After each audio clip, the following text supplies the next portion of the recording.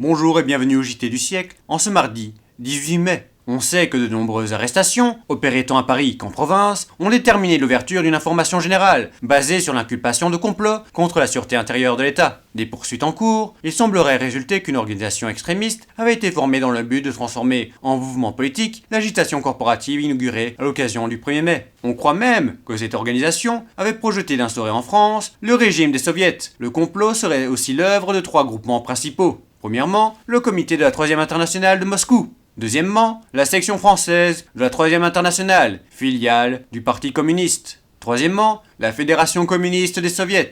Ces 3 groupements sont administrés, dit-on, par une commission élisant elle-même son bureau. Et ce sont les propres membres de ce bureau qui ont été arrêtés.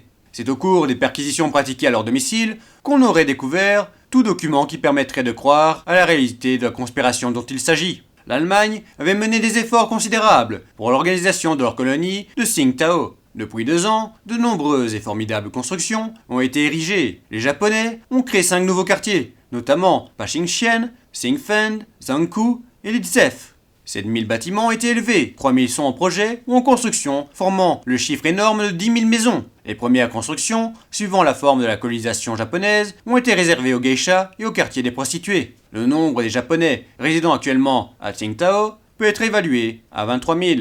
Si l'on songe que le traité de paix n'est devenu exécutoire que depuis le 10 janvier, on reste stupéfait de l'audace orgueilleuse du Japon, qui, au mépris du droit international et du droit des gens, règne ici depuis 5 ans en maître incontesté, sans se soucier des plaintes de la nation chinoise désarmée, sans se préoccuper de la campagne organisée par les hommes d'action du monde entier contre ces procédés. Le Japon met Tsingtao et le Shantung dans sa poche avec son mouchoir par-dessus. Le traité de paix, déjà tant décrié, deviendrait caduc en ce qui concerne l'Asie. Pacte ou ligue, nations alliées, amis ou associés, vont-elles voir un cœur léger le Japon s'approprier par sa seule volonté un territoire aussi grand que la France et peuplé de 40 millions d'habitants, sous le prétexte fallacieux qu'il a défendu leur politique en Extrême-Orient en tirant quelques coups de canon dans la baie de Kiautschegu.